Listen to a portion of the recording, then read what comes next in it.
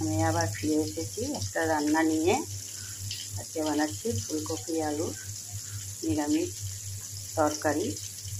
সেই জন্য দেখুন ফুলকপিগুলো আমি কেটে ধুয়ে এগুলোকে নুন হলুদ দিয়ে ভেজে নিয়েছি। আলুগুলোকেও তাই কেটে ধুয়ে নুন হলুদ দিয়ে ভেজে নিয়েছি। আমি এবার ওই তেলটাতে জিরে আর তেজপাতা ফোড়ন দিয়েছি, দিয়ে তার মধ্যে একটু আদা গ্রেট করে দিয়েছি, তার মধ্যে দুটো টমেটো কুচিয়ে দিয়েছি আর একটু হিং দিয়েছি। তার মধ্যে আমি এখন একটু গুঁড়ো মশলা অ্যাড করবো। এই দেখুন একটু হলুদ গুঁড়ো নিয়েছি 2 চামচ, 2 চামচ জিরের গুঁড়ো নিয়েছি, পরিমাণ মতন লঙ্কা, যার যার ঝাল পরিমাণ মতো একটু নুন দিয়েছি। দিয়ে এটাকে এখন মশলাটাকে কষাবো।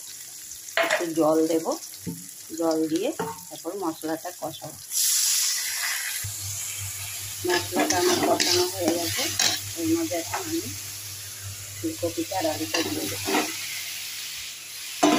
দিয়ে তাতে কষিয়ে একটা সামান্য একটু জল দেবো। এটা বেশি ঝোল রাখবো না, একটু মাখা মাখাই হবে, কষা কষা। দেখুন এগুলো কষানো হয়ে গেছে। আমি অল্পই জল দেবো, দিয়ে তার সাথে আমি একটু গরম মশলা গুঁড়ো আর একটু চিনি দিয়ে দিই। এটাকে নাড়াচাড়া করে নামিয়ে দেবো। দেখুন হয়ে গেছে ফুলকপি আলু কষা। আলুগুলো একদম নরম হয়ে গেছে, আলুগুলো নরম হয়ে গেছে। আমি রান্না করবো, এখন এটা আমি বন্ধ করে দিচ্ছি, গ্যাস অফ করে দিচ্ছি।